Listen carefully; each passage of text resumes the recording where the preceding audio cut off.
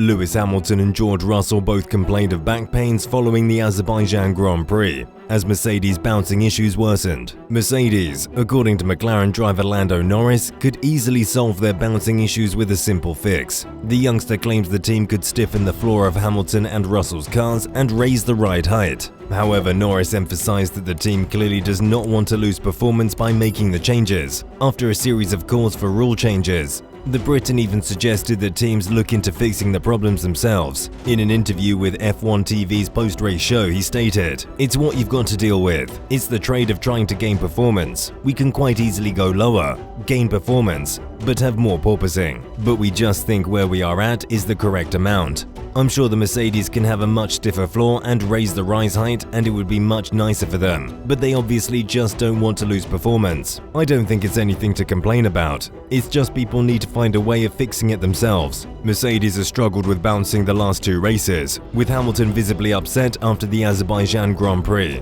Over the team radio, he appeared to scream in agony that his back was killing him. Following the race, the seven-time champion appeared to be struggling to get out of the car and later admitted to biting his teeth due to pain. He added, "I cannot express the pain that you experience, particularly on the straight here. At the end, you are just praying for it to end." But instead of changing their car design, Mercedes appears to be pushing for rule changes. George Russell said the issues were a recipe for disaster and that he didn't know if the problems could be sustained for the next 3 years of regulations. Toto Wolff appeared to demand talks with the FIA about the situation ahead of the race. As he questioned the regulations, he said, "I think that most of the drivers have now come to the conclusion that it's really bad. The regulations will follow for many years. It's the moment now to say that it is a real issue, and what can we do to lift everybody up?" Wolff also reacted angrily to Norris's comments, insisting that the W13 is designed in such a way that porpoising occurs regardless of how the car is configured. In fact, he went on to say that the height at which they drive the car keeps the chassis from breaking.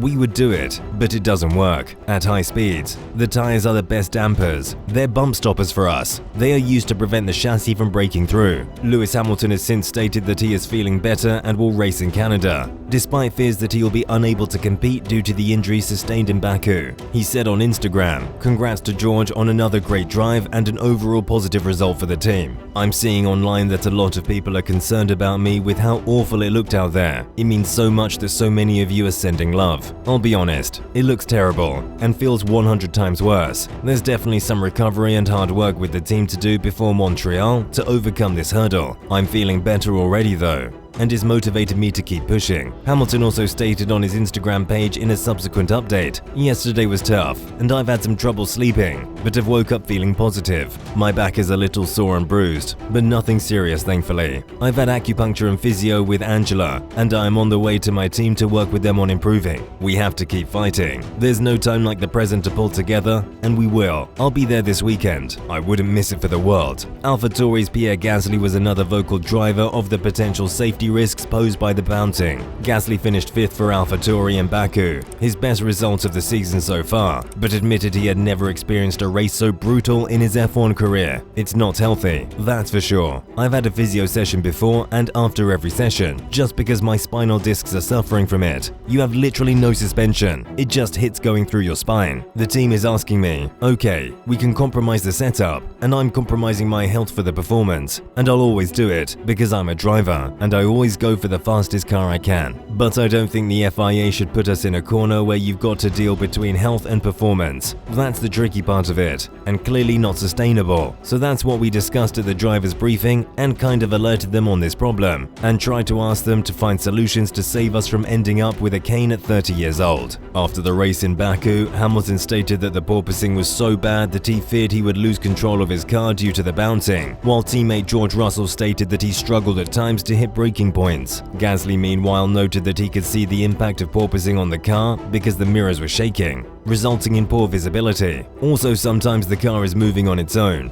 just because the steering is shaking. At such speed, it's not easy. I don't think they can fix something until the end of the year, but hopefully for next year. Russell, who is also the director of the Grand Prix Drivers Association, stated that there were ongoing discussions about whether changes were required to resolve the issue. "It's just what we've got to deal with and live with at the moment, and we as drivers have to accept there's not going to be any short-term changes. There are conversations ongoing about what what the long-term future of these regulations hold. We've got a lot of brilliant engineers and intelligent people in this sport, and I'm sure we'll find the right solution. However, any suggestion that the sport's governing body, the FIA, should make changes is not universally supported. According to Sky Sports F1 presenter and former F1 driver Paul di Resta, teams such as Red Bull have handled the issue well, while Ferrari remains competitive despite noticeable bouncing. Di Resta stated that it was up to the teams to resolve their issues rather than requesting changes to the regulations. You can fix it. You can lift the car 10mm and the ride quality will be there. But everyone knows it's all about speed. It's all about getting your team to work around the issues in developing a car. I think it's unfair to say it's up to the FIA. Surprisingly, during discussions about the progress of the 2022 cars last year, a proposal was made to address concerns about the risk of porpoising. As it became clear how low teams would have to go to run the 2022 generation of cars, the idea of introducing something to eliminate the risk of bouncing was discussed. However, the proposal, which was thought to include a series of technical measures that would have effectively mandated a minimum ride height to lift cars clear of the risk of porpoising, lacked the necessary support and was discarded. While teams did not see the need for something like this at the time, mounting driver concerns appeared to be bringing the issue back into the FIA spotlight. Ferrari team principal Mattia Binotto, for one, did not believe the current cars were particularly difficult to drive, and said more time was needed to understand where things stood. If we judge the Formula 1, I don't think they are the least comfortable cars to drive in. In terms of Formula Motorsport, I think that it's a challenge for the drivers, no doubt. But still, I think those cars are quite comfortable to drive. It's a challenge, a technical challenge. I think we look at ourselves. We made already some progress, and I think in the future, we can do more progress. So certainly, too early to judge. Meanwhile, McLaren team boss Andreas Seidel agreed that the brutality of the porpoising justified a discussion between teams and the FIA. He did, however, emphasize that any teams can immediately solve the problem by raising the ride height of the car, though doing so would result in a decrease in performance. We understand that the severity we are seeing in some cars is brutal on the drivers, and that's why it is a fair point to bring forward to the Technical Advisory Committee to see if it makes sense to address it.